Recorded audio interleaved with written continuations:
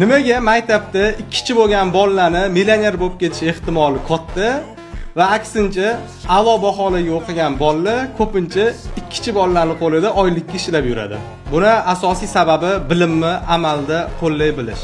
Agar siz maktabda a'lo baholarga o'qigan bo'lsangiz, lekin bu ko'nikmalaringizni amalda qo'llay olmasangiz, ko'pinchalik katta ehtimol bilan siz tinchgina oyligiga ishlayman deydigan ishga kirib qo'ya qolasiz. Lekin maktabda zo'r o'qimadi degani bu ahmoq degani emas.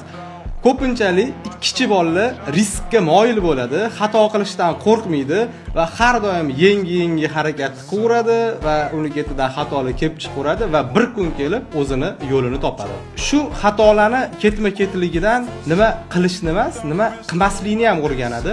Aslida ko'p xato degani bu ko'p tajriba degani. Xato qilib oxiri o'ziga kerakli bir yo'lni topib oladi va unda katta muvaffaqiyatlarga erishadi.